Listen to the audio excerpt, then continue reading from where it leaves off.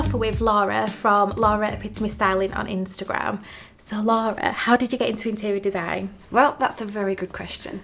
My main career background has been in marketing, but recently I've made a bit of a change in the last few years. I've always been quite artistic at school, really excelled in the art side, and got to the point where too many people had said, you should be doing this for a living. So launched my own business, and we've gone from there. Amazing. So Laura, which came first, Instagram or your interior design business? Well, I think I always had the desire to run my own business. Instagram did come first because at that point I was on maternity leave, and it was an easy way to get started in sort of dipping my creative juices into kind of getting a bit of my own home shot, and then I would post that and I had the time to do it. And then from there, when I was ready to take the leap into doing it with more hours and childcare was available and it was appropriate to use childcare, obviously it was time to sort of register the business and get the website built and spend a bit more time focused on the social media. So what inspires your interior style? I think if you could look at my account, you'll generally see it's quite a rustic feel, touches of industrial and Scandi in there as well. I tend to lean towards quite high contrast, quite stark designs and strong lines. So yeah, quite strong contrast really, I'd say. And do you have a signature colour palette that you always use? I think I'm probably one of those that always goes a bit black and white, a bit of colour dropped in there. I mean, when we did our own home, we pretty much whitewashed the walls anyway, so it was a good starting point, and I'm beginning to bring in a few more colours, but it's still going to stay very very black and white and a few touches of grey. Yeah.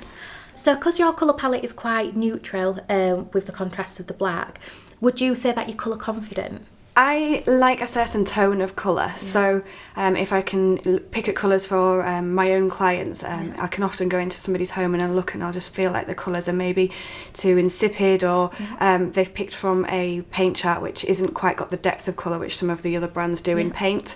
So I think it's more the tone and the depth of the colour rather than the specific colour that I'd be quite particular about. Yeah.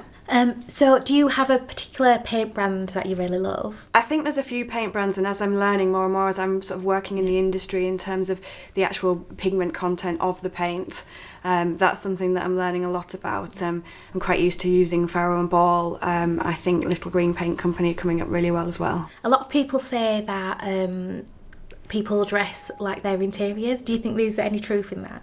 It's funny, on the opening page of my website, I've written a page about how the clothes that you choose to wear are a representation of yourself, and also of in the same way the way you dress your home. So that resonates quite closely with me as well. So your home, have you renovated it, or is it a new build? So we've got an old mill house which is incredibly old. It had all the barns attached with it. And when we bought it, they were all derelict, and we renovated the main house in the first stage, and then we've sort of rolled that out over the barns. So it's a very strange building. It's got a lot of character, and we've maintained a lot of the character but added in a sort of a very modern contemporary finish. On TV programmes, renovation projects tend to be quite stressful, or come across as being stressful. What was your experience? Well, I did both of the projects while pregnant. Right, okay. So I would say I'm a very laid-back person, which does help.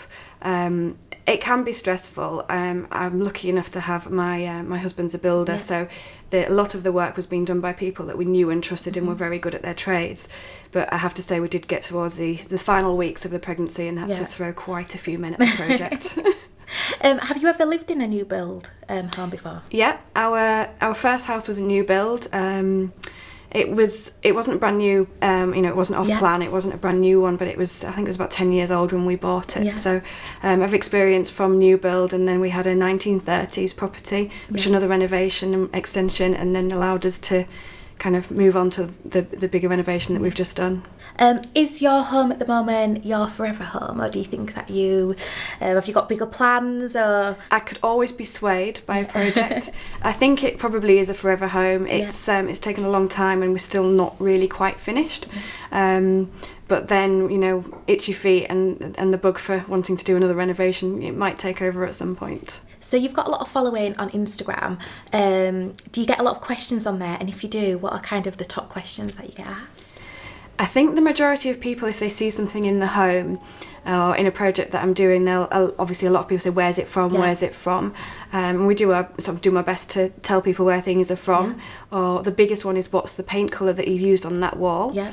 And that's quite an interesting question, because sometimes, obviously, if you've used a filter or you've edited, the paint colour can look slightly off. So Yeah. I always worry if I give somebody a paint colour that they're going to think that they're going to get something that's slightly warmer, or something that's slightly cooler than they think that they're going to get. Because you are an interior designer, and with your clients you will work to budgets. How easy is it to work to your own budget? It's a nightmare, because obviously if I work with somebody that's got a much bigger budget than I personally Yeah. have, then they give me some fantastic ideas and open doors to talking to different suppliers that are maybe not the normal or high street kind of level. So it's very aspirational. I have to remember that I don't necessarily have their budget, but a lot of the time it's then getting the idea and working out how to achieve that for either myself or a client that has a lower budget. So there's always a creative way around it. And what are your favourite brands? Oh, favourite brands. It really depends what for. Personal favourites. I like picking a few bits out from IKEA. Yeah. I'm quite careful that I don't go too far down the IKEA route, because it's very obvious, obviously IKEA. Zara Home, I'm a big Zara girl. H&M Home. Mm-hmm. I like to pick and mix. I'm not sort of really set on one brand. Yeah. It just sort of bringing different things together along the way. Yeah. So since you've had children, Laura, do you think that as you're creative, you still find time to balance being a mum and still being super creative as well? I try to make the time. I wish I had more time to do more creative things and maybe do a project from scratch, but it does take time. So, for instance, I've just taken a old school desk and I've started sanding it down, thinking it will look, beautifully, all waxed, all the old scribbles taken off it. It'll look beautiful. I've only got about a third of the way so far. Yeah. So thank you, Laura. It's been really lovely to chat to you and find out about your story. And I love your Instagram account as well. So thank you for having me.